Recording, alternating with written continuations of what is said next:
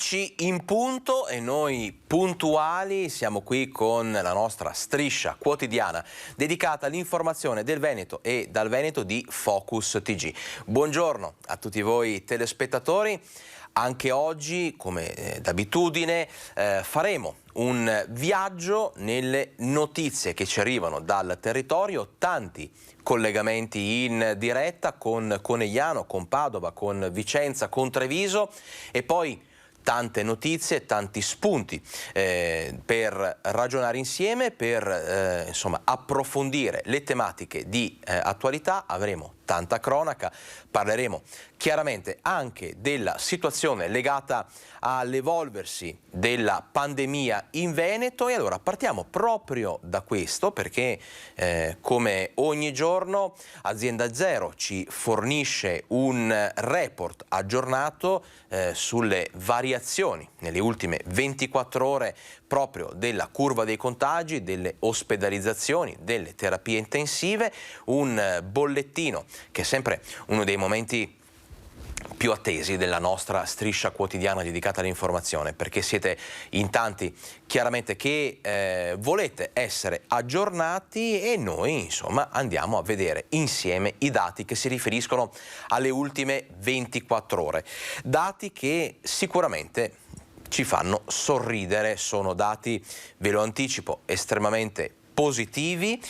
Diamo subito un'occhiata alla colonna che riporta il delta totale dei casi positivi, della variazione dei casi positivi rispetto alla giornata di ieri, quindi nelle ultime 24 ore in Veneto il numero dei positivi è cresciuto di 7.903 unità, quindi come ricorderete, come ne ha parlato anche ieri il governatore Luca Zaia nel suo punto stampa dalla Protezione Civile di Marghera, sono numeri in calo, la curva fortunatamente dei contagi ha subito una flessione importante. Ricorderete che insomma non più tardi di 2 o 3 settimane fa stavamo commentando addirittura più di 20.000 casi di positività al giorno in Veneto. Adesso insomma i numeri hanno tutt'altra dimensione, anche se restano sicuramente numeri importanti, l'allerta deve restare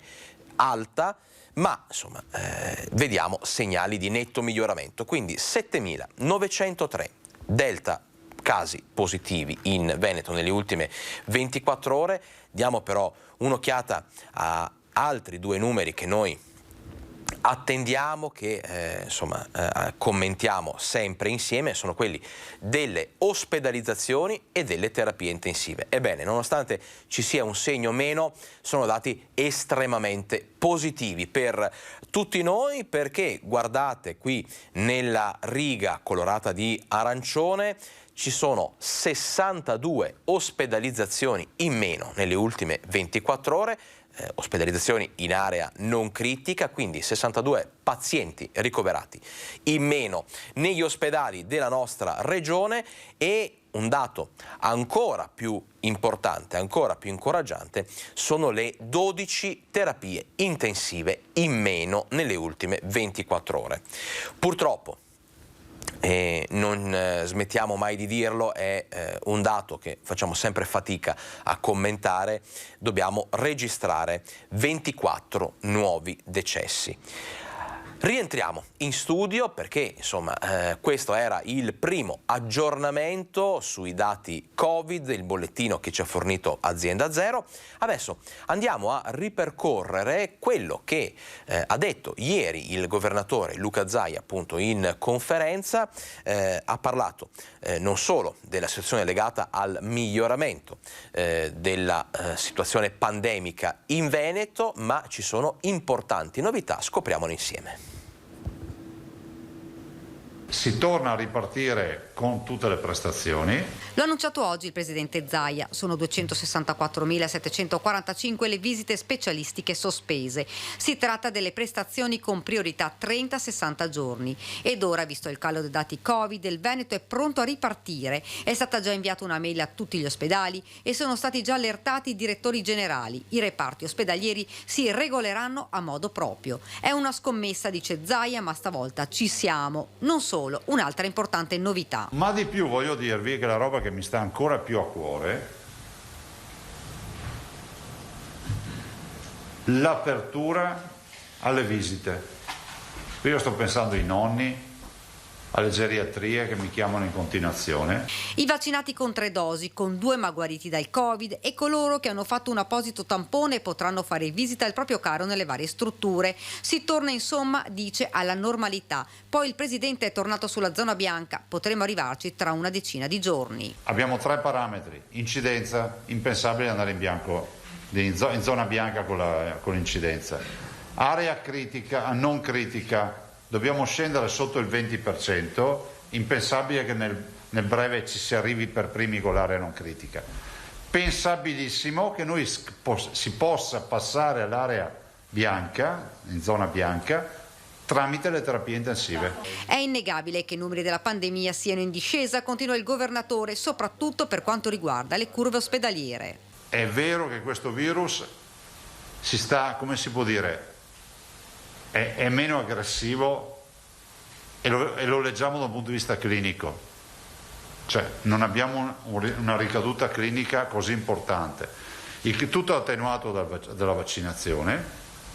C'è anche da dire che penso che questo processo di endemizzazione del virus è partito. Ma purtroppo stiamo continuando a ricevere notizie di persone intubate che non avevano voluto vaccinarsi. Ai cittadini dico: valutate attentamente l'importanza della vaccinazione. In Veneto l'89% della popolazione si è vaccinata, 32,8% nella fascia 5-11 anni, 450.000 i veneti non ancora vaccinati. Poi ha aggiunto: le norme che stanno per essere applicate di allentamento delle restrizioni Covid, se ci avessero ascoltato, sarebbero state approvate già 2 mesi fa.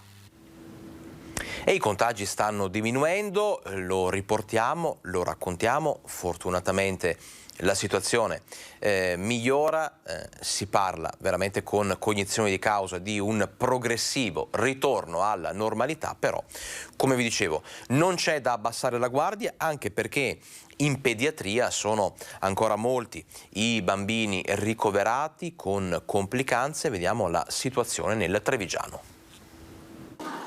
La curva della pandemia sta scendendo, ma il colpo di coda sta interessando negli ultimi mesi l'età pediatrica. In reparto sono stati ricoverati diversi piccoli, per la maggior parte sotto gli 11 anni. Noi nel reparto di pediatria Treviso nelle ultime 4 settimane abbiamo avuto 26 ricoveri di bambini Covid positivi. A calcoli che fino a giugno del 2021 ne avevamo ricoverati 12, quindi c'è stato certamente un incremento dei ricoveri. Poi aggiunge: a questi ricoveri Covid positivi vanno anche aggiunti 22 casi in totale che abbiamo ricoverato di sindrome infiammatoria multisistemica dall'inizio della pandemia, ma 6 di questi casi sono stati ricoverati negli ultimi giorni. La pediatria in questo momento ha dei numeri che nelle prime fasi della pandemia, spiega il dottor Martellossi, non c'erano. Bisogna fare ora più che mai attenzione per i bambini. Dei 26 ricoverati, 22 hanno sotto gli 11 anni e 4 sopra i 12. Già questi dati da soli ci fanno confermare quanto sia importante vaccinare i nostri bimbi e quindi vaccinare anche i bambini più piccoli, tra i 5 e gli 11 anni. Fondamentale, torna a ricordare il primario, proteggere i bambini con la vaccinazione. Ripetiamolo, per proteggerli dalla possibile, seppur non così probabile, ma forme gravi di malattia, ricordo ancora una volta la MISC, una malattia post-Covid che è una malattia severa, che porta anche ad andare in terapia intensiva, è successo non più di ieri a un nostro bambino purtroppo. Vaccinarli per permettere e aumentare la probabilità di poter tenere aperte le scuole e tutte le attività sociali dei nostri ragazzi che ne hanno assolutamente bisogno. E la cronaca si lega anche alle questioni legate alla sanità, soprattutto in questo caso che vi stiamo per raccontare a Venezia, dove all'aeroporto Marco Polo 7 persone volevano imbarcarsi con dei tamponi, con l'esito dei tamponi falsificato. Credevano di riuscire a partire con l'aereo falsificando l'esito dei test anti-Covid o l'eventuale positività. Ma gli uomini della Guardia di Finanza impegnati nelle verifiche dei Green Pass dei viaggiatori all'aeroporto Marco Polo di Tessera li hanno scoperti. Si tratta di cittadini pakistani e tunisini residenti nel veneziano. Hanno pensato di presentarsi all'imbarco con un tampone ritoccato, quindi un tampone di un'altra persona rilasciato regolarmente da una clinica abilitata all'effettuazione dei tamponi, quindi registrato regolarmente al Ministero della Salute, ma in realtà cambiando i dati anagrafici il tampone risultava intestato a loro, quindi l'esito negativo risultava riferito a loro. Una volta scoperto, un cittadino pakistano ha ammesso che c'era stato un fotoritocco ed è stato denunciato e sanzionato. Stessa sorte per altre 6 persone di passaggio allo scalo intercontinentale dell'aeroporto, intenti a partire senza la documentazione necessaria. Il meccanismo di alterazione è stato riscontrato durante un controllo eseguito in collaborazione con la polizia di frontiera dell'aeroporto. Tutti, oltre ad essere rimasti a terra, sono stati denunciati per falso materiale. C'è di più. 2 soggetti di etnia tunisina avevano interpretato male il risultato del referto. In quel caso il referto è stato fatto direttamente in aeroporto, era valido, tutto regolare, solo che non hanno saputo bene interpretare l'esito positivo. Cioè, l'esito positivo per loro voleva dire il consenso a poter partire, quindi si sono un po' surriscaldati gli animi quando l'operatore della compagnia di bandiera turca gli ha detto non potete partire perché siete positivi, quindi loro, avendo già probabilmente programmato le vacanze a casa, il ritorno a casa con parenti e amici, si sono un po' innervositi. Da qui è stato necessario l'intervento della nostra pattuglia di vigilanza antiterrorismo che li ha calmati e immediatamente allontanati dall'aeroporto dopo averli chiaramente denunciati perché positivi e non al proprio domicilio. Abbiamo visto poco fa, in apertura del nostro Focus TG di oggi, oltretutto siamo in diretta, ma questo lo sapete benissimo, vi terremo compagnia però fino alle 13:30. Dicevamo, in apertura del nostro Focus TG di oggi vi abbiamo mostrato il bollettino, il report di Azienda Zero per aggiornarvi sulla situazione legata proprio all'evolversi dell'epidemia nella nostra regione. Numeri importanti, in calo, quindi numeri che fanno ben sperare. Adesso diamo una rapida occhiata a come stanno andando invece le campagne di vaccinazioni. Anche in questo caso i dati ce li fornisce la Regione del Veneto, sono dati che si riferiscono alla mezzanotte di ieri, dosi somministrate di vaccino nella giornata di ieri 14.452, di cui 813 prime dosi, 2.934 i cicli completati, quindi le seconde dosi, e oltre 10.000 booster. Anche in questo caso numeri che chiaramente crescono sempre meno, insomma, perché sono sempre più le persone che hanno inoculato, a cui è stato inoculato il vaccino, che hanno quindi completato anche il ciclo vaccinale. Noi diamo però una rapida occhiata alla parte finale di questa tabella, la parte in basso, che è quella che racchiude i dati delle vaccinazioni ai bambini, ai ragazzi dell'età fra i 5 e gli 11 anni. Ebbene, hanno ricevuto almeno una dose oltre il 32% dei bambini, dei ragazzi residenti in Veneto, quindi 32,1%. Il 25, poco più del 25%, 25,1%, ha già completato il ciclo, quindi ha già ottenuto la seconda dose di vaccino. Il 32,8% dei residenti con almeno una dose ha già richiesto la prenotazione per appunto la seconda, quindi anche in questo caso numeri che fotografano quella che è la situazione, l'evolversi della campagna vaccinale in Veneto. Allora, fra poco noi ci collegheremo con Padova con il nostro collega Guido Barbato, che chiedo Numi alla regia se è già pronto il collegamento, altrimenti possiamo farvi vedere tranquillamente un servizio su Vox Mascherine, cioè cosa ne pensa la gente, cosa ne pensano i cittadini del fatto che dall'11 di febbraio cade l'obbligo di mascherine, di indossare mascherine all'aperto. Però forse abbiamo Guido Barbato.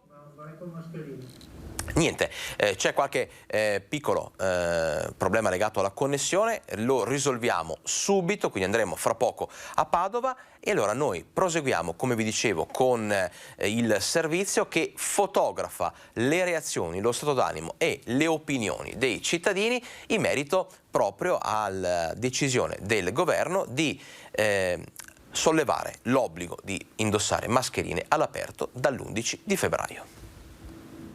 Finalmente sì, perché ormai ne abbiamo piene scatole.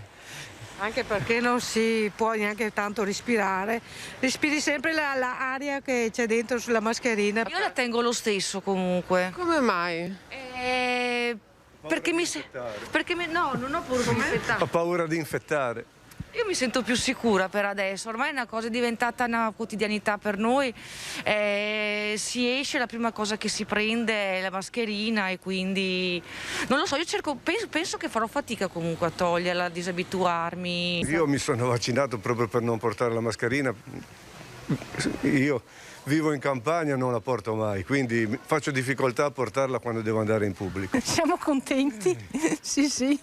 E lei? Sì, è una cosa positiva, vuol dire che stiamo migliorando la situazione che attualmente è attuale. Ritorniamo a rimetterla quindi. Come mai? Perché la penso così. Anche se comunque in vista della bella stagione torneremo a rimetterla. Sì, secondo me sì. Noi lavoriamo all'aperto, ma lavoriamo tra tante persone, per cui penso che continueremo a tenerla finché la situazione non migliora un po'. Se riusciamo a mantenere un po' di distanza, penso che insomma tra un po' siamo a posto. Insomma. Non sono mica d'accordo. Perché? Perché hanno sbagliato anche l'altra volta che hanno fatto togliere le mascherine, dopo i contagi sono ripresi. Quindi lei la terrà comunque? Ma sì. E allora adesso chiudiamo la parentesi dedicata alla pagina della sanità, del Covid, torneremo a parlarne più avanti, rivedremo più avanti il bollettino di Azienda Zero per chi insomma si fosse messo in collegamento con noi solo diciamo adesso e quindi avesse perso la parte iniziale di Focus TG. Adesso parliamo di stretta attualità perché andiamo a fare la conta dei danni del maltempo, o meglio del forte vento, delle forti raffiche che hanno superato addirittura i 120 km/h nella Marca. Oggi è arrivata diciamo una stima dei danni che insomma per chi lavora, per chi vive in quelle zone sono un boccone sicuramente amaro da buttare giù. Vediamo. 121 km/h sul Monte Tomba, 117 a Valdobbiadene, 102 sul Monte Cesen, 100 a Vittorio Veneto, 95 a Follina e Vedelago. È la velocità del vento che ha soffiato ieri in tutta la Marca, rilevata dalle centraline dell'ARPAV. In alcune zone si parla di una vera e propria tromba d'aria che in pochi minuti ha sorpreso tutti. Oltre una quarantina gli interventi dei vigili del fuoco, dall'Asolano al Vittoriese fino alla Castellana, soprattutto per pali del telefono e della luce pericolanti, per alberi e piante caduti, per cartelli stradali divelti. Paura a Valdobbiadene e Nervesa con le bancarelle del mercato settimanale spostate dalle raffiche come accaduto a Mogliano. Questo forte vento ha fatto cadere le tende dei mercatali e abbiamo fatto evacuare il mercato a un certo punto per non correre rischi. A Castelfranco pali del telefono pericolanti, rami e piante cadute, coperture del cimitero di San Floriano sollevate e finite nel parcheggio. A Vedelago problemi alla scuola elementare dove parte della copertura della palestra è stata danneggiata. Alla primaria di Barcon paura per un grosso albero caduto caduto, fortunatamente senza coinvolgere nessuno. Fortunatamente è caduto verso la strada e non verso la scuola. Sicuramente noi su questo siamo molto attenti, abbiamo degli esperti che mese dopo mese passano a verificare, e anche questo si tratta di un albero sano. Sul tavolo del sindaco Andretta in queste ore stanno arrivando nuove segnalazioni di danni causati dalle raffiche che hanno soffiato oltre i 90 km/h. Aggiungiamo la copertura di alcune parti del cimitero di Barcon, aggiungiamo diversi alberi caduti alle sorgenti del Sile, quindi all'ingresso del parco del Sile. Aggiungiamo alcuni lampioni che nel frattempo nei sopralluoghi ci siamo accorti che sono caduti, e anche diversi cartelli stradali. Al parco del Sile diversi gli alberi e le piante abbattute dal vento. Qui si sta facendo una prima stima man mano che i passaggi pedonali vengono liberati dagli arbusti. Al cimitero di Barcon sollevata la guaina delle coperture, stamane già provvisoriamente sistemata.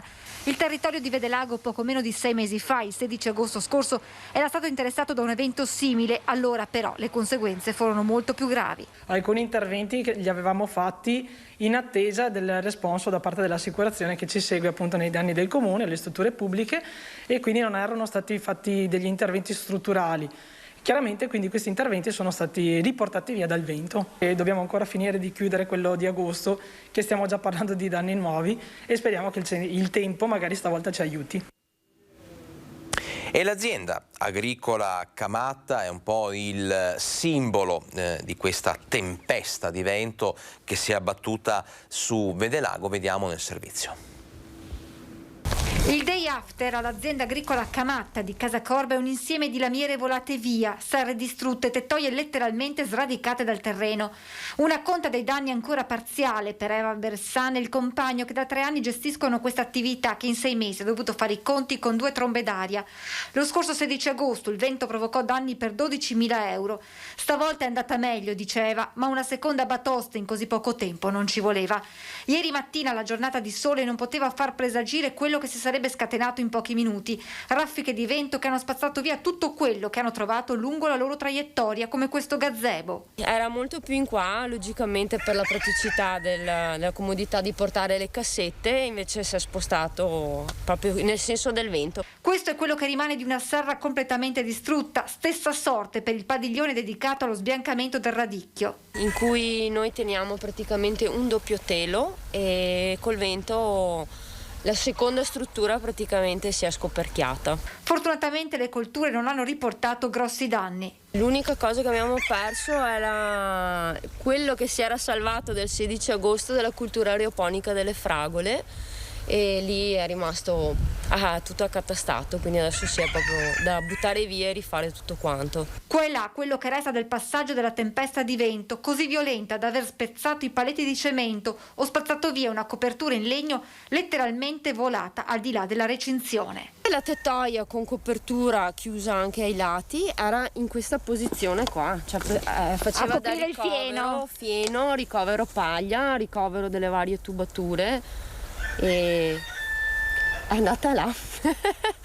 Il vento proprio l'ha sradicata e l'ha portata di là, rompendo poi la recinzione. Dopo l'evento dello scorso agosto, Eva e il compagno erano ripartiti, non senza difficoltà. Ora l'ennesimo colpo. Nel nostro piccolo il danno per noi è comunque ingente. Dispiace, perché sai che poi i danni vuol dire soldi investiti persi e tempo di lavoro perso. Rientriamo in studio per lanciare la pubblicità, ci prendiamo 2 minuti di pausa, torniamo con voi con tante altre notizie di cronaca, di attualità, i collegamenti in diretta, tante curiosità dal Veneto. A fra poco.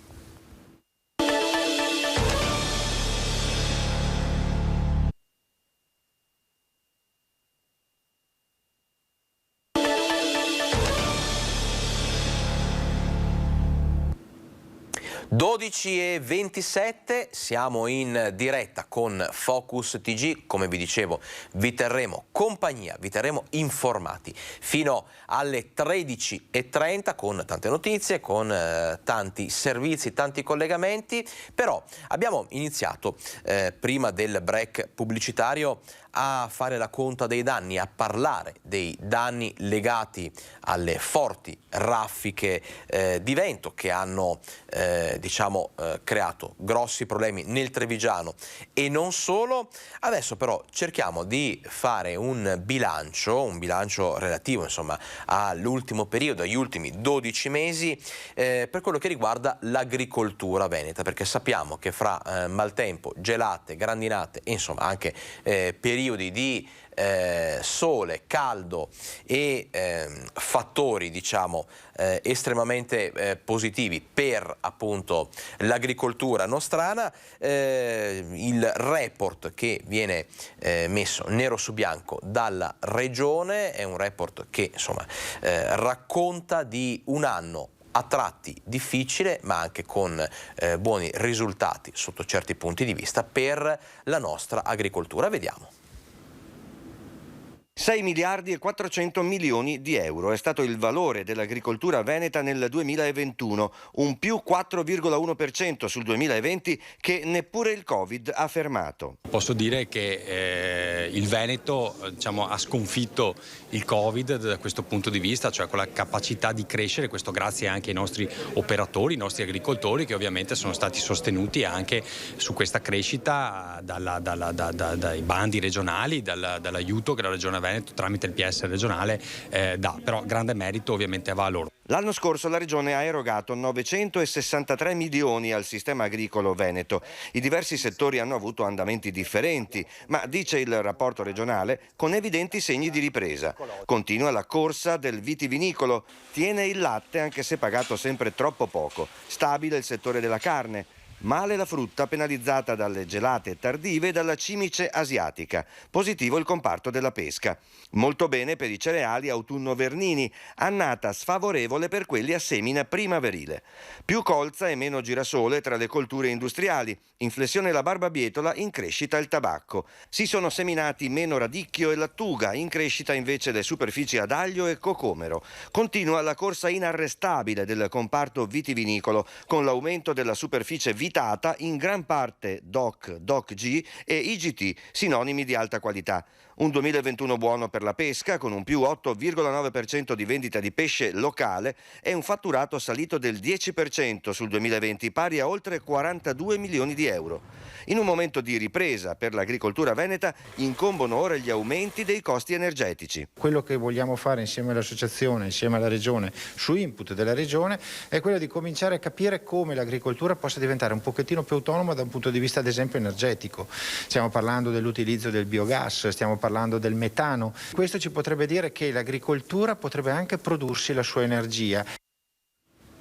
E come vi avevo anticipato poco fa, siamo pronti per collegarci con Padova, dove ci aspetta il nostro collega Guido Barbato per le ultime notizie di cronaca che, Guido, se non sbaglio, riguardano in primis la Guardia di Finanza. È proprio così, Alex, buongiorno a tutti, mi trovo davanti ai 3 occhi di portico che fanno parte della storica sede della storica caserma della Guardia di Finanza in pieno centro storico in via San Francesco. Non è facile raccontarvi questa storia, quasi tutta padovana, ma comunque ci sono 2 persone agli arresti domiciliari dalle prime ore di stamattina, sono padre e figlio padovani che avevano una sorta di studio, tra l'altro a 2 passi dal Tribunale di Padova, dove gestivano la costituzione di società fantasma, ma che riuscivano in qualche modo, presentando tutte le carte richieste dalle procedure, a ottenere finanziamenti per avviare la loro attività o per migliorarla, del cosiddetto fondo di garanzia per le piccole e medie industrie, ottenere questi finanziamenti dalle banche con la garanzia dello Stato.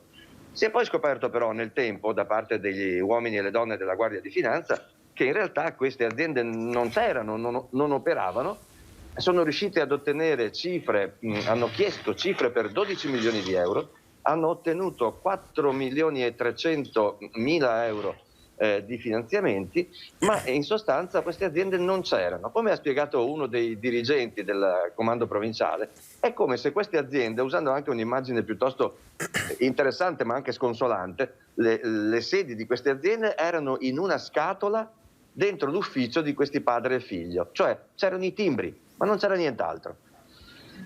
Fatto sta che insomma dopo una lunga indagine è venuto perfino di persona il procuratore generale di Padova Antonino Cappelleri, il procuratore capo, a raccontare questa storia di truffa ai danni dello Stato.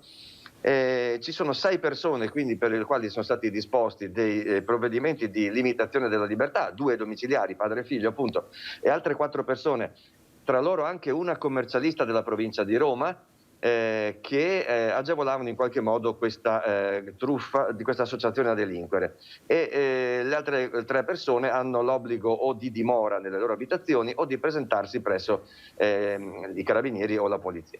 Fatto sta che insomma alla fine le indagini sono riuscite a bloccare, a sequestrare beni appartenenti a questo sodalizio per almeno 3,5 milioni di euro. I beni in questo caso quasi tutti si trovano all'estero, perché questa associazione a delinquere cosa faceva quando riusciva a ottenere i fondi che diceva alle banche gli sarebbero serviti per finanziare le loro società?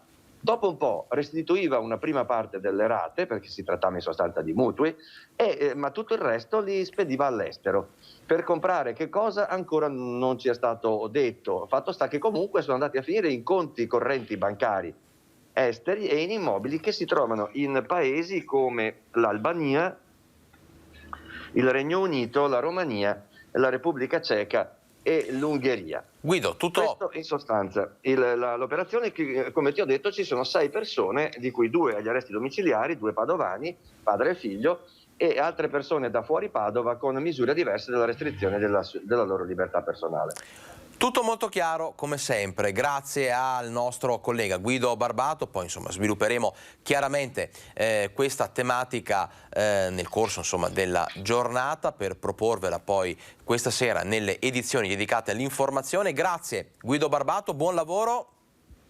Grazie a voi, ci vediamo. Noi da Padova rientriamo in studio per continuare a parlare di quello che è un problema, una situazione difficile che interessa in maniera trasversale aziende, società sportive, famiglie, comuni, amministrazioni pubbliche e quant'altro. Parliamo del caro bollette, una situazione che ha visto l'assessore Elena Donazzan prendere posizione in maniera molto forte. Vediamo.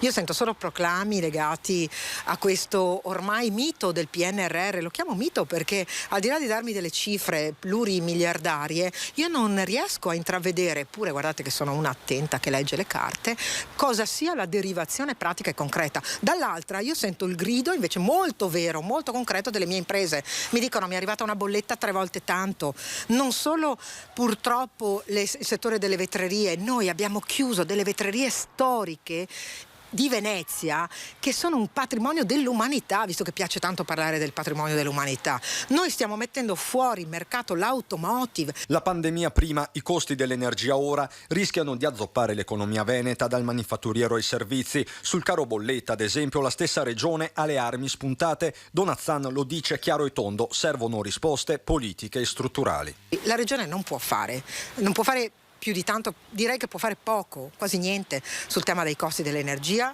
Possiamo fare in modo di gestire al meglio le crisi, ma io non devo parlare di crisi, devo parlare di sviluppo. Allora il Veneto deve far sentire una voce sola, industriali, artigiani, commercianti, sindacato, politica. Quella politica che non farebbe abbastanza, compresi i parlamentari del territorio. Il guanto della sfida è lanciato e non mancherà di provocare forti mal di pancia. Se non si percepisce a Roma qual è la gravità della cosa, noi possiamo gridare, ma non servirà quasi a nulla.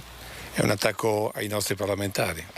È un attacco proprio alla politica del territorio. Io i parlamentari li vorrei vedere più presenti. Io i parlamentari vorrei vederli compatti, non a difendersi. Per cui probabilmente anche questo mio appello potrebbe essere visto come ci stanno difendendo, allora ci riuniamo a corte e ci difendiamo. No, venite a difendere il Veneto, e questa è la cosa più importante. E adesso ci spostiamo a Conegliano dal nostro collega Christian Arboit per tornare a parlare dei drammatici fatti dello schianto in A28. Ci sono degli sviluppi, ci racconta tutto proprio da Conegliano Christian Arboit. Buongiorno Christian. Sì, buongiorno Alex, mi trovo all'esterno del dell'ospedale di Conegliano, dove poche ore fa sono state trasferite dal nosocomio di Pordenone Sofia ed Elena, le due bambine, le figlie di Sara Rizzotto, la ragazza morta poco più di una settimana fa nella tragedia della 28 accanto alla cugina Jessica Fragasso. Mi trovo qui con il papà delle due bambine, Davis da Ross. Buongiorno Davis, e con lo zio delle due bambine e papà di Jessica, Alain, che in questi giorni si sta battendo davvero come un leone per chiedere giustizia. Perché giustizia? Facciamo un passo indietro.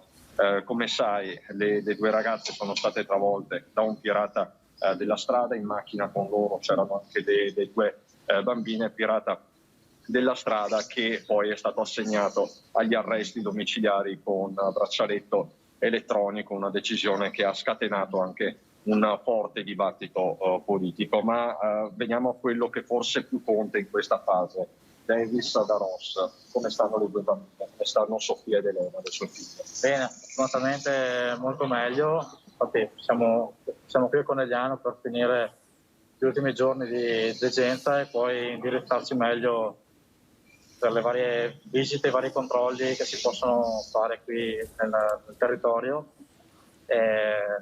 Fortunatamente la più piccolina ha ripreso un po' a mangiare. È stato un po' un trauma, diciamo, staccarsi dall'allattamento al seno, però insomma ce la sta facendo, sta accettando appunto il biberon, il latte artificiale, mentre la più grande inizia a avere meno dolori, per fortuna si può fare qualcosina in più, quindi iniziare a fare qualche giro, provare a muoverla, a sederla. Siamo in via insomma di ripresa, chiaramente la convalescenza è ancora lunga.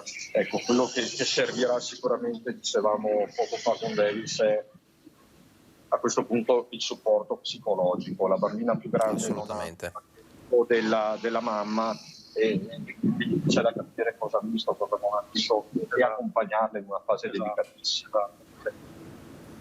Ecco, Davis, dicevamo prima, ha solo 27 anni, si trova a dover gestire una situazione abnorme e la forza, immagino, li arrivi proprio dalle bambine. Sì. Sto cercando di far forza per loro perché si meritano di più. Purtroppo non è mai presto, anzi non è mai tardi per perdere la mamma. In questo caso è arrivato molto presto. Troppo presto. Nel momento in cui la mamma è il centro del mondo praticamente. E sabato ci saranno i funerali alle 15, Alex, a San Vendemiano, funerali in forma congiunta, e ci spiegava papà Alain, il papà di Jessica, che sarà anche un momento, non dico di gioia, chiaramente non può essere un momento di gioia, ma vogliono ricordare Sara e Jessica per quelle che erano, due ragazze piene di vita al di là di ogni facile retorica. Sì, sarà celebrato all'Oratorio di San Vendemiano alle ore 15, sarà effettuato all'aperto.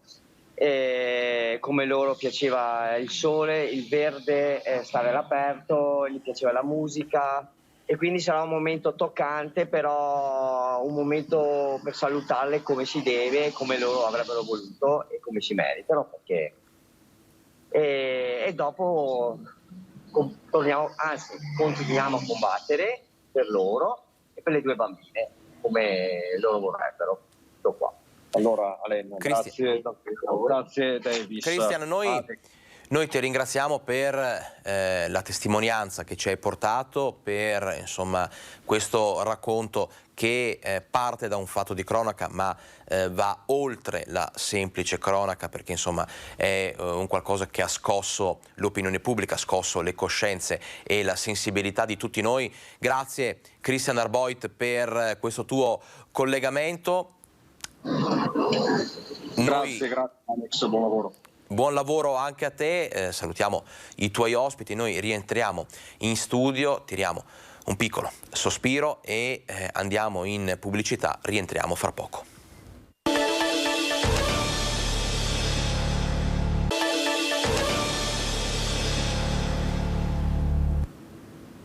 12:45, ben ritrovati a Focus TG.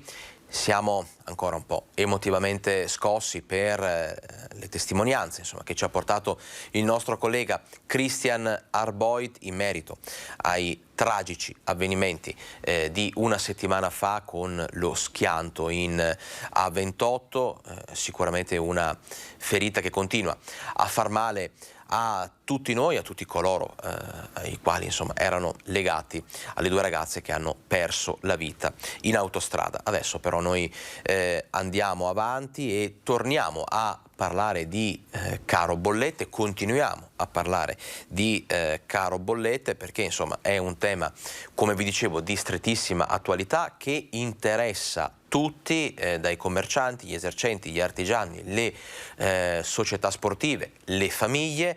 Ebbene, ieri è stata, diciamo, formalizzata una protesta dell'ANCI che mobilita i sindaci con lo spegnimento simbolico di un edificio o di un luogo significativo del territorio. Vediamo. Chiediamo a gran voce un intervento da parte del governo perché questa situazione è davvero insostenibile. Pensate che per il comune di Treviso si parla di oltre 1 milione di euro di costi in più di bollette e credo che sia davvero una follia insostenibile e per pagare queste bollette saremo costretti a rinunciare a qualche altra opera. Mario Conte, presidente dell'ANCI Veneto, si unisce alla mobilitazione dei comuni italiani alle prese con l'esorbitante aumento dei costi dell'energia. Per dare un segnale visibile e provocatorio dal presidente nazionale Antonio De Caro è arrivato l'invito di spegnere giovedì sera alle 20 le luci di un edificio o di un luogo rappresentativo della città, una dimostrazione seppure simbolica dei tagli che si rischia di dover intraprendere. È un'azione simbolica che può dir poco ma può dir molto, nel senso che simbolicamente non vogliamo mettere ulteriormente in difficoltà i nostri cittadini, anche se a fronte del caro bollette saremmo costretti a spegnere l'illuminazione pubblica delle strade, per esempio. Siccome questo non lo vogliamo fare, cercheremo dei luoghi simbolo per far capire l'importanza di un'azione a supporto dei comuni e delle famiglie in un momento particolarmente complicato. Se i comuni da una parte stanno calcolando le effettive conseguenze del caro energia, dall'altra le risposte arrivate finora dal governo non sono ritenute sufficienti. Si sta cercando di fare squadra per valutare a livello poi governativo quali possono essere le misure di compensazione, perché altrimenti, dico davvero, bisogna fare un sincero ripensamento dei servizi da mettere a disposizione della nostra popolazione. Ma ci sono anche sindaci che guardano con perplessità l'azione di giovedì, ritenendo che ci siano altre priorità rispetto ai bilanci comunali. Credo che effettivamente in questo caso un occhio di riguardo vada soprattutto prima alle aziende e poi eventualmente anche ai municipi. Noi in qualche modo andremo avanti a mangiare pane e cipolla come si faceva una volta, ma gli imprenditori hanno bisogno, insomma, di trovare riscontro del loro impegno e della loro fatica. E insomma adesso parliamo sempre di questioni legate alla difficoltà che stanno vivendo alcune famiglie proprio per il rincaro dei prezzi. Ebbene, c'è una iniziativa che vi segnaliamo da Jesolo a San Donà, un'iniziativa per appunto aiutare chi è in difficoltà. L'idea è quella di donare un pasto al ristorante per chi insomma non può permetterselo. Vediamo. Un pasto di solidarietà, un pasto sospeso. È il progetto nato da un accordo tra Lions Club di San Donà di Piave e Jesolo e Confcommercio San Donà Jesolo per aiutare le famiglie in difficoltà economiche. L'obiettivo è quello di dare la possibilità delle persone in grossa difficoltà finanziaria, economica e anche di tante nuove povertà causate sia dal Covid ma anche dalla situazione generale, che non hanno la possibilità di uscire, di andare al ristorante, di socializzare, di mantenere queste forme di aggregazione che sono importantissime, di avere la possibilità di uscire e di avere un pasto gratuito. Saranno realizzati dei buoni pasto di 15 euro ciascuno in corrispondenza dei fondi raccolti, che poi verranno consegnati ad enti in collaborazione con i servizi sociali dei comuni e organizzazioni di volontariato, parrocchie comprese. Poi bisognerà scegliere le famiglie. Verranno selezionate dai servizi sociali delle amministrazioni comunali, da enti benefici e dalle parrocchie. perché sono quelli che effettivamente conoscono la vera situazione, sanno chi veramente ne ha bisogno. Da parte sua, Confcommercio individuerà ristoranti e pizzerie che aderiranno all'iniziativa. La cosa che ci preme molto è anche quella di creare rete, creare solidarietà, poiché per iniziative di questo tipo, dove si vogliono dare migliaia di pasti, che è il nostro obiettivo, ci sono bisogno anche di finanziamenti e anche di persone che ci credono e che hanno la voglia di aiutare. Ora partirà la raccolta fondi. E adesso andiamo a rivedere insieme il bollettino di Azienda Zero, che fotografa quella che è la situazione epidemiologica in Veneto e le sue variazioni nelle ultime 24 ore. Lo abbiamo mostrato all'inizio del nostro Focus TG, ma come vi dicevo, per chi avesse acceso la TV un po' in ritardo, rimediamo subito. Ecco i dati appunto che ci fornisce Azienda Zero, sono dati che ci permettono di guardare al presente, ma soprattutto al futuro, con quel necessario ottimismo che è ingrediente fondamentale per dare un senso compiuto alla frase del ritorno alla normalità. Ebbene, guardate, nelle ultime 24 ore il delta dei casi positivi, quindi l'aumento, i nuovi positivi in Veneto, fa segnare una cifra, un dato nettamente al di sotto di quello che erano i numeri di qualche settimana fa: 7.903 nuovi positivi in Veneto. Ricorderete, come vi ho detto anche appunto all'inizio del nostro Focus TG di oggi, che non più tardi di 2 o 3 settimane fa eravamo qui a commentare numeri ben diversi che superavano i 20.000 nuovi positivi al giorno. Quindi 7.903, guardate i dati che invece riguardano le ospedalizzazioni e le terapie intensive: meno 62 ricoveri nelle ultime 24 ore, ricoveri chiaramente in area non critica, un numero importante, forse uno dei più alti nell'ultimo periodo. Questo dato del meno 62 ha una valenza importante. Ugualmente importante è il meno 12 che attesta un calo delle terapie intensive. Purtroppo registriamo anche 24 nuovi decessi.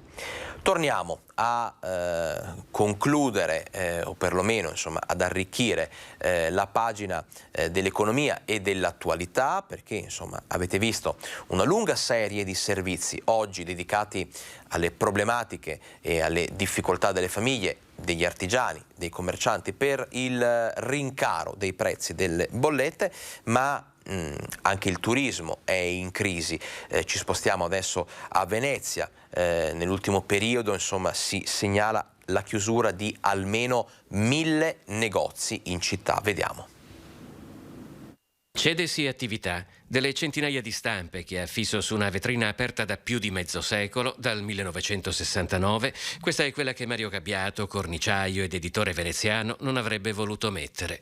Eppure, da qualche tempo è lì. Siamo arrivati al punto che non riesco più ad avere gli introiti sufficienti a coprire tutte le spese. Quando Mario Gabbiato ha raccolto l'eredità del padre, di cui campeggia una foto nel laboratorio, il negozio era specializzato in specchi alla veneziana, con ricci e rosette fatte a Murano. Riforniva una decina di negozi, ma dalla fine degli anni '80 quest'articolo ha iniziato progressivamente ma inesorabilmente a scomparire dalle vetrine. Togliendo spazio a loro e dando spazio alle maschere. Alla fine la cosa si è completata, che oggi lei non riesce più a vedere un prodotto tipico veneziano in una vetrina veneziana. Mario ha virato allora verso la produzione di stampe di Venezia, alcune commissionate anche ad artisti molto conosciuti, tra cui persino Altan.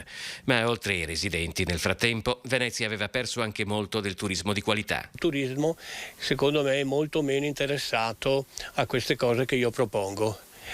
Lei può notare che si aprono negozi di bar, di ristoranti, di gelaterie e non c'è un turismo più di bassa qualità rispetto a quello che c'era una volta. Io devo dire di sì, perché ne ho la prova. Davanti al suo negozio, Mario Gabbiato ha visto passare generazioni di veneziani, finché c'erano. Ha visto una città stravolta in pochi decenni, in cui non sembra più esserci posto. I giovani che mettano su casa e che debbano allestire e arredare la casa, non ne vedo, insomma. Ecco, io ho lavorato con i B&B, questo sì. E qualcuno che mi dice sto allestendo un appartamentino, ho bisogno di mettere a parete un po' di cose colorate, cosa mi propone? Prima di collegarci con Vicenza, con Padova, di andare a rivivere anche le emozioni del curling e poi faremo un salto a Cortina, tanta cronaca, tanta attualità, chiudiamo la pagina dedicata proprio all'economia e all'imprenditoria, con tutte le difficoltà connesse ma anche le prospettive di crescita, segnalandovi questa iniziativa di Ascom, un'iniziativa promozionale dedicata ai negozi di vicinato. Ci spostiamo a Treviso, vediamo. E se vogliamo una città, una Treviso da vivere, allora basta supermercati. Messaggio chiaro e diretto al sindaco Conte sull'ennesima costruzione di un nuovo supermercato lungo strada Ovest, nell'ambito della realizzazione delle 2 rotatorie di via Ellero e via San Pelaio. L'Ascom proprio non ci sta ad accettare l'ennesimo concorrente dei negozi di vicinato che continuano a morire nei quartieri. Per questo il presidente Capraro chiede a Cassugana un impegno concreto. Diamo spazio alle attività di prossimità, quelle di vicinato, quelle che offrono i servizi anche alle fasce più deboli, quelle che tengono in vita la città. Bisogna tradurre gli slogan del PNRR e della rigenerazione urbana in soluzioni concrete. Che per i commercianti si traducono in sgravi fiscali a tutti i livelli, cominciando dalle tasse comunali, ma anche sostegno economico a chi, con l'ennesimo affondo della grande distribuzione in città, vedrà ulteriormente assottigliarsi il numero di clienti. Incentivi a tutti i livelli, deve intervenire la Camera di Commercio, deve intervenire il Comune, deve intervenire la Regione, deve intervenire il governo italiano. È il modello della città nostra quello che deve essere preservato. Quel modello che è attrazione turistica per qualità della vita, ma anche unica speranza per una nuova natalità urbana, che secondo Capraro il sindaco predica ancora senza atti concreti. Anche la provincia di Treviso, anche la città di Treviso, no? Noi la chiamiamo la ciambella col buco, perché all'interno del centro storico non ci sono più famiglie. Bisogna fare politiche residenziali, prendere dei contenitori e appunto rigenerarli, cioè portare residenza, ma residenza di famiglie giovani. Quello che ci deve portare a dire basta con questi interventi che vanno nella direzione opposta rispetto a quello che vogliamo. Quindi pochi slogan e soluzioni concrete. Prima di andare in pubblicità c'è tempo e spazio per collegarci con Vicenza, dove vedo la nostra collega Luisa Bertini che è pronta a parlarci non solo di questioni legate al PNRR, ma anche ad alcune scritte Novax apparse sui muri. Ci racconta tutto. Ben ritrovata Luisa. Sì, buongiorno a voi, buongiorno Alex, buongiorno ai nostri telespettatori. Sì, perché il Comune di Vicenza parteciperà a un bando con 3 progetti, un bando relativo ai fondi del PNRR, bando che riguarda i rifiuti e che è il primo grande bando relativo all'ambiente in questa tematica. Progetti per oltre 2,2 milioni e mezzo di euro per la realizzazione di isole ecologiche videosorvegliate e interrate e per lo sviluppo del tracciamento dei conferimenti. Diciamo che riguarderà la realizzazione di queste isole ecologiche di superficie, quindi ad accesso controllato attraverso una tessera appunto personale e videosorvegliato soprattutto nei quartieri ad alta densità abitativa, quindi faccio riferimento al quartiere San Lazzaro e al quartiere San Pio X.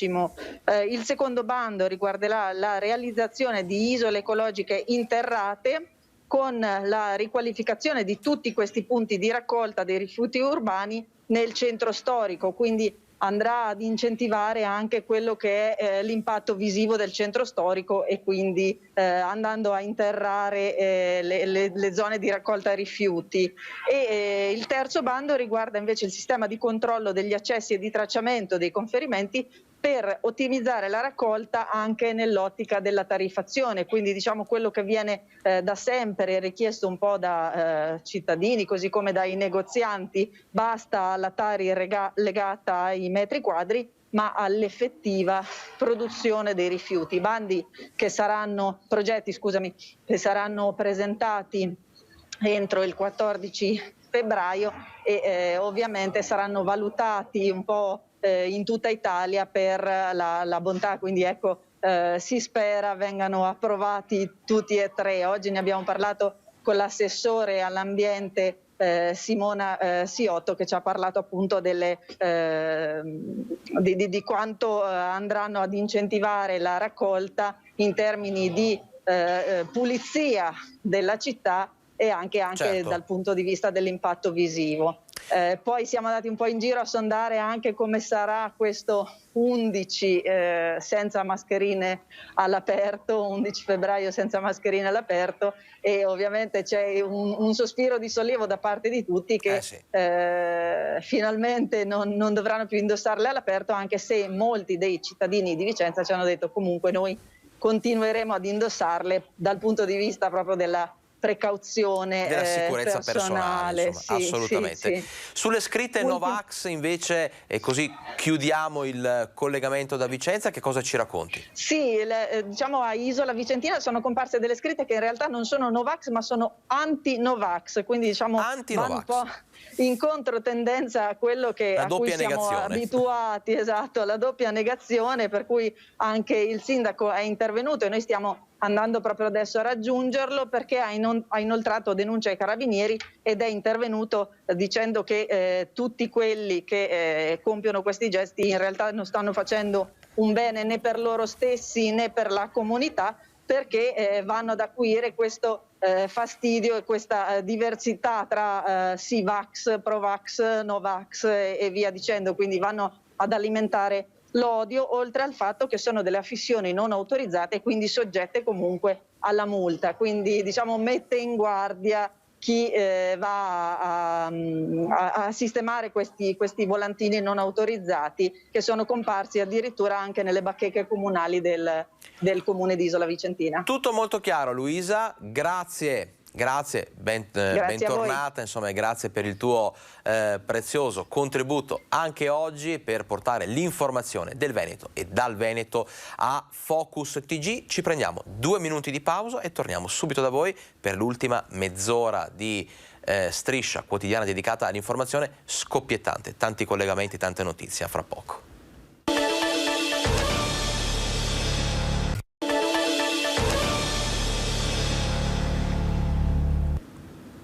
Focus TG, ben ritrovati, siamo in diretta, sono le 13:05, questo vuol dire che abbiamo poco meno di mezz'ora per continuare a tenervi informati, a raccontarvi tanto di quello che è successo in Veneto e che sta succedendo con altri collegamenti live in diretta. Però adesso facciamo un piccolo passo indietro e andiamo a rivivere le emozioni di ieri, una giornata storica per lo sport invernale, per lo sport azzurro, un'epica impresa sportiva nel curling alle Olimpiadi di Pechino. Pensate, a Cortina torna la medaglia d'oro e per la prima volta è appesa al collo di una donna, quello della giovanissima Stefania Costantini. Riviviamo insieme le emozioni di una grande giornata di sport.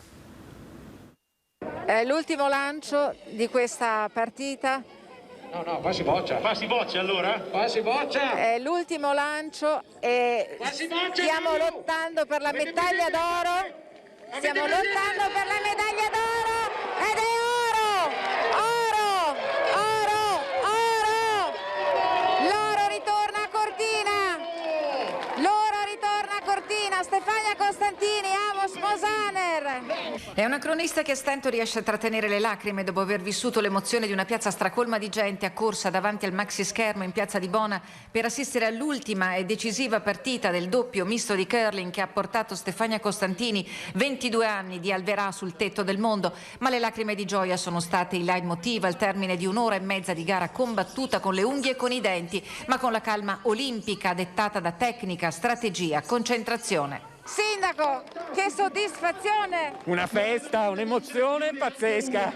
C'è la medaglia più alta, devo dire, la piazza è in visibilio e devo dire noi contentissimi. E l'oro arriva a Cortina per la prima volta, è una donna a conquistarlo. È una donna dopo 54 anni, dal 68, dopo Eugenio Monti.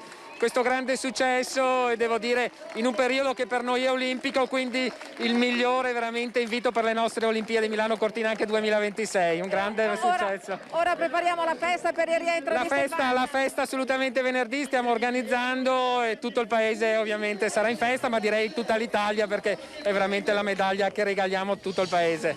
Questa, guardate la festa, la missione compiuta per l'Italia, che ha vinto la medaglia d'oro. Sentiamo un commenti a caldo. Cosa pensa di questa vittoria? Felicissimo che è tornato un oro a Cortina dopo quello di Monti. Signor Paes, Zerdini. Esatto, eccetera, felicissimo, dai. E insomma, ci vengono ancora un po' i brividi, insomma, perché siamo chiaramente parte in causa, voglio dire, una medaglia per l'Italia, una medaglia per il Veneto, una festa per Cortina, per tutta la regione, per tutta l'Italia. Allora andiamo a vedere adesso nel prossimo servizio un po' le reazioni dopo questo eccezionale oro olimpico. Le più grandi imprese dello sport italiano, per il semplice e soprattutto invernale. Una vittoria di squadra che Cortina condivide con la coach auronzana del doppio misto Violetta Caldarte, il cui volto compare per pochi frame sul maxi schermo. Una vittoria storica in uno sport che a Cortina ha solide radici. Qui tutti sono in lacrime, sentiamo l'emozione dei giovani della piazza di Cortina. Ragazze, scusate, le vostre emozioni.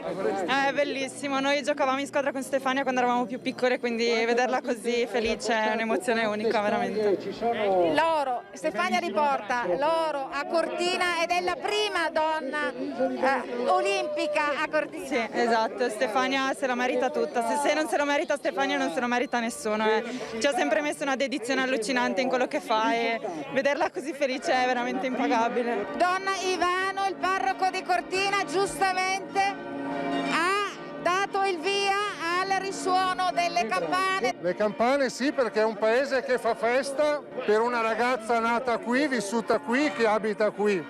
E quindi è giusto che un paese faccia festa, tutto il paese. Il curling è uno sport storico che ha 500 anni, ma che a Cortina ha le sue salde radici. Questi ragazzi ci hanno dimostrato come vuol dire collaborare e unirsi insieme per ottenere un obiettivo. È un sogno per tutti, per l'Italia intera. Poi logico che Cortina la fa da padrona, perché comunque siamo la mamma del curling in Italia. E oggi è un coronamento, sì. Diciamo che Cortina è la mamma, è partito tutto da qua, è continuato da qua e oggi ci meritiamo, diciamo, questa vittoria e ringraziamo i ragazzi per questa enorme soddisfazione. E per Stefania,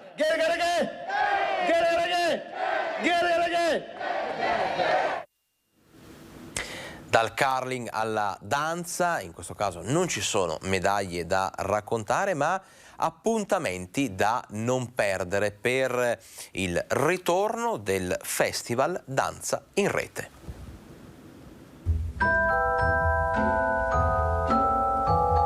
La magia della danza, passi lievi, movimenti sinuosi, per raccontare mondi alternativi, fiabe moderne, per confidare verità nascoste nei sentimenti.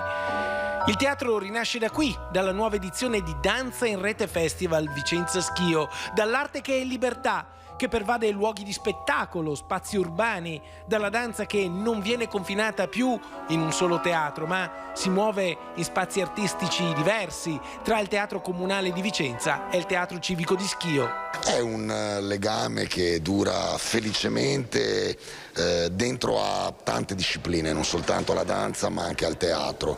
Questo è un modo per riaffermare ognuno nella propria autonomia questo concetto di fare teatro per la collettività, che è unica nella parola, ma rappresenta una molteplicità invece di forme, di pubblico, di anime, di coscienze nella realtà.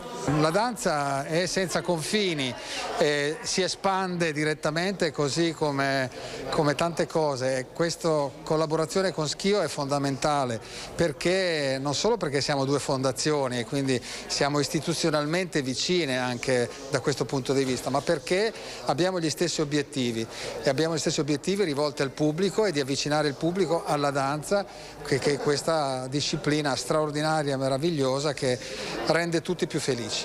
Il festival, riconosciuto e sostenuto dal Ministero della Cultura, torna con oltre 50 appuntamenti da febbraio a maggio. L'obiettivo dichiarato è creare nuovi stimoli, motivazioni, impulsi per accompagnare la crescita della comunità, abbattendo pregiudizi culturali, limiti urbani e consuetudini sociali, aprendo nuove visioni sulla sperimentazione di codici artistici e coreografici. Insomma, una rivoluzione che avviene proprio nel momento in cui l'epidemia perde forza e si riaprono spazi, squarci di libertà. Si torna a riavvicinarsi, si torna a teatro. L'invito a ognuno è danza, vivi, sogna. Danza, vivi, sogna, perché è una cosa stupenda ricordare che potremo riprendere con questo anche. E la danza è un linguaggio dell'uomo, un linguaggio che ovviamente può essere diverso da periodo a periodo, ecco quindi che ci sono spettacoli di danza classica, spettacoli di danza moderna, spettacoli di danza diversa da paese a paese, e noi proporremo questo tipo di spettacoli, 50 spettacoli in un periodo di 3 mesi, offrendo anche dei momenti di approfondimento per insegnare al pubblico, anche e soprattutto ai giovani, cos'è la danza, come va guardata, come va gustata e come va applaudita. E abbiamo visto le immagini di una cortina invasa dall'euforia, dalla gioia per lo storico traguardo raggiunto nel curling, ma ieri anche Padova ha festeggiato, insomma, il buon umore all'università per la festa delle matricole. Ve lo raccontiamo in questo servizio.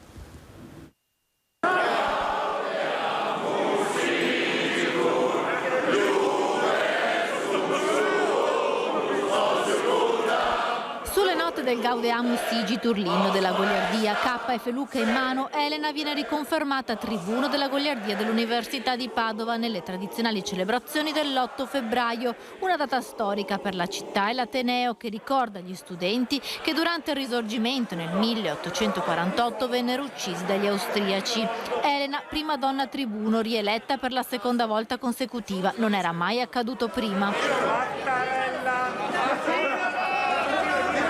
Per dare il miglior augurio all'inizio di questa celebrazione abbiamo bisogno di questa nuova riconferma. È un po' come Mattarella, ti hanno imposto il bis. Certo, abbiamo Mattarella, infatti abbiamo anche il Mattarello. Nell'anno in cui si celebrano gli 800 anni dell'Università di Padova, un tribuno donna, e alla guida per la prima volta c'è anche una rettrice, Daniela Mapelli, che ha voluto regalare nuovi mantelli per i membri della goliardia.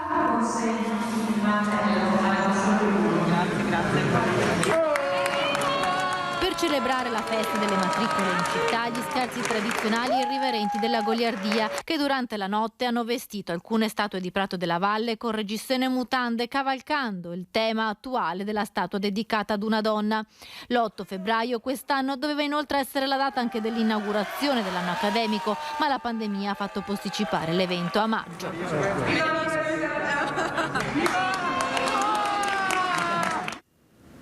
Restiamo a Padova, non parliamo di festeggiamenti, ma comunque di buone notizie.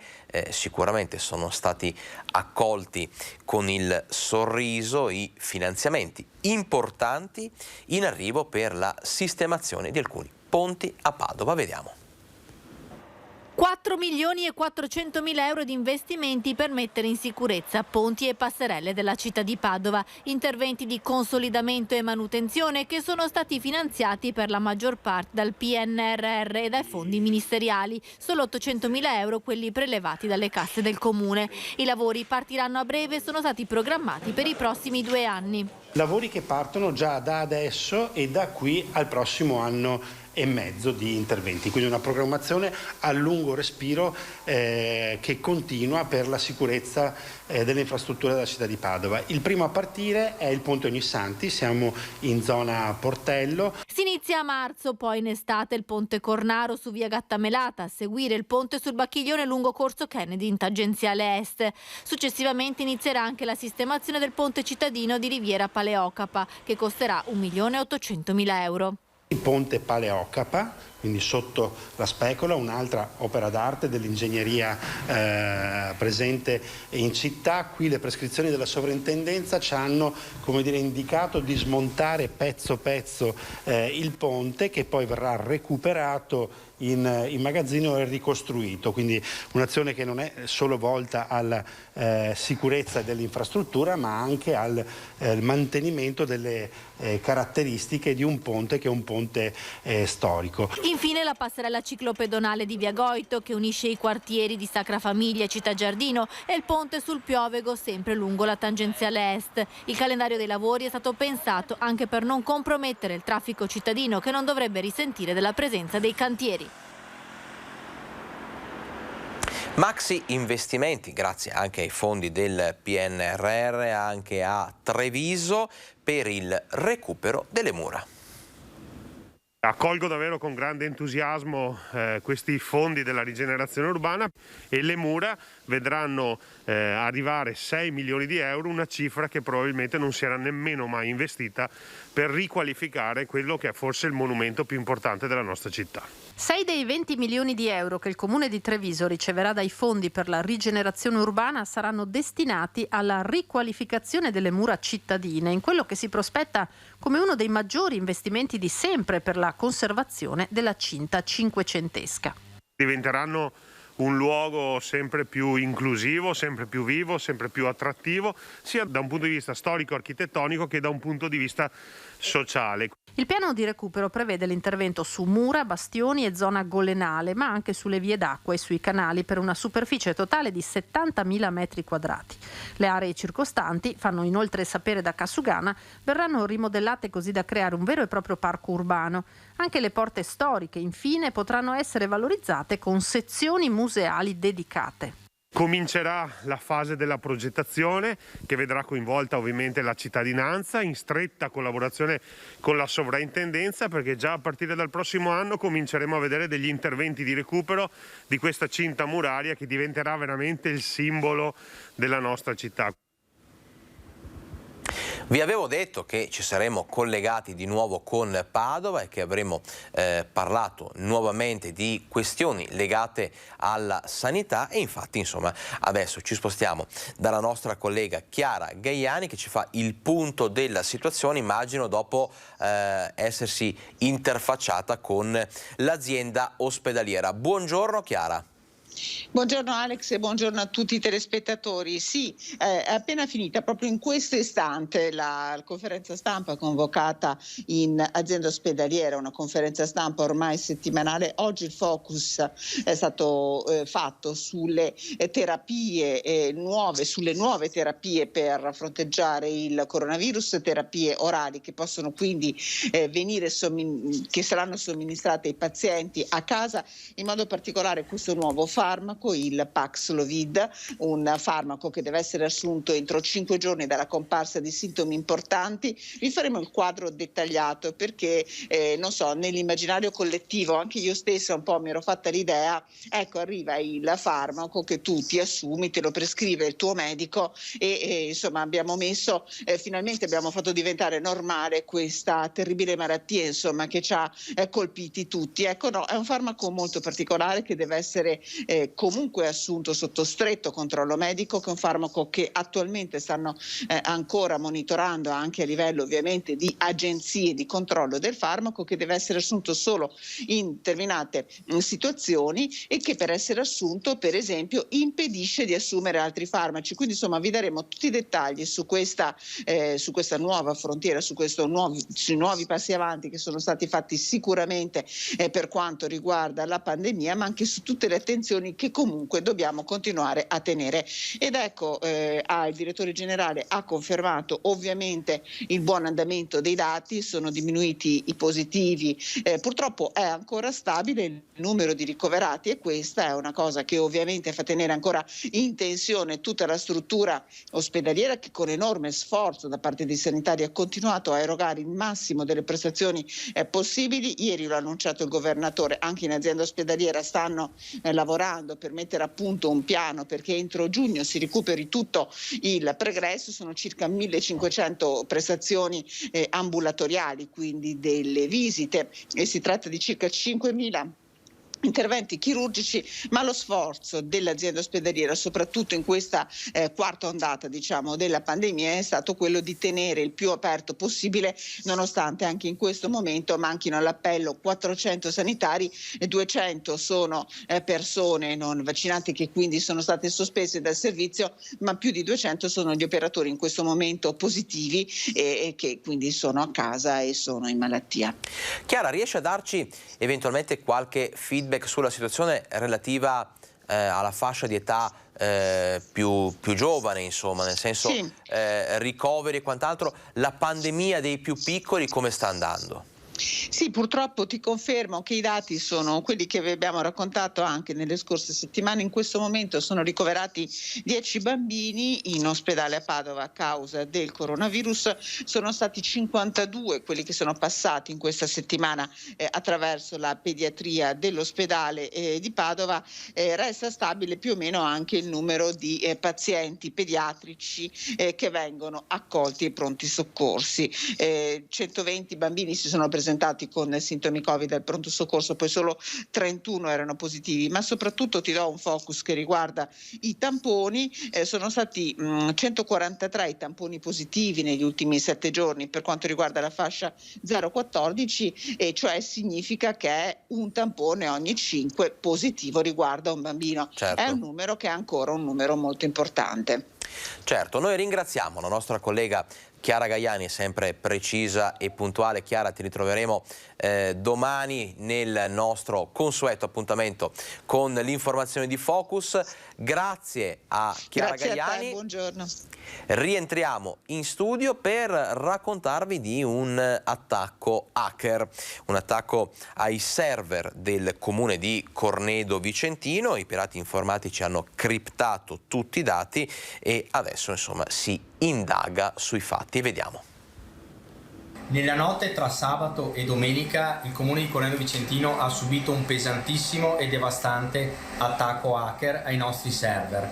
Attacco hacker al comune di Cornedo Vicentino. Nel 2022 i pirati non si sono estinti, sono qui con noi, in mezzo a noi, solo che navigano nei mari di internet e si rifugiano nell'anonimato della rete virtuale. Eppure i loro attacchi sono molto insidiosi e sconfinano nel mondo reale. Il loro scopo è violare o danneggiare un sistema. Avvelenano i computer, ma hanno anche l'antidoto. Alcuni sono pronti a consegnarlo, ma solo dietro compenso. Il riscatto si paga in Bitcoin, moneta virtuale che però può essere scambiata con denaro reale oppure spesa, visto che è accettata da diverse attività commerciali, sia fisiche che sul web. Sono stati criptati tutti i dati.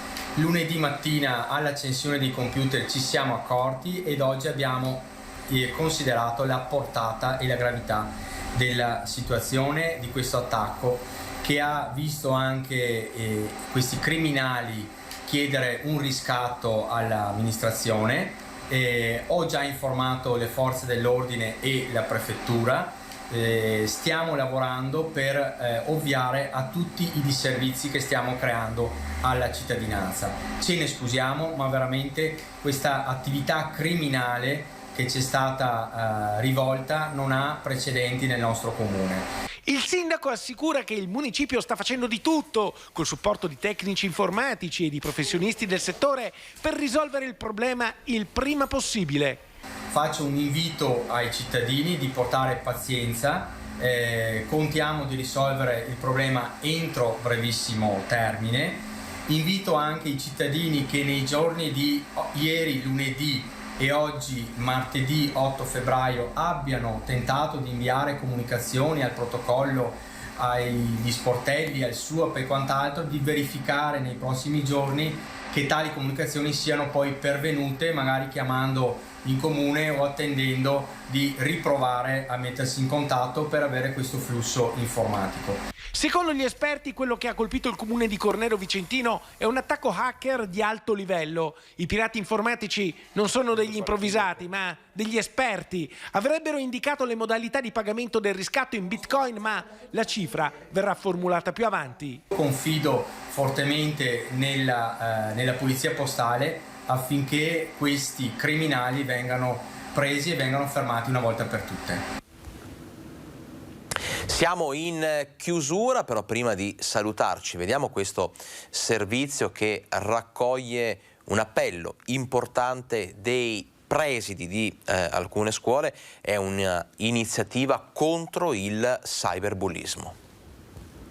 Un po' paradossalmente la situazione è peggiore nelle scuole del primo ciclo, in particolare nella scuola media.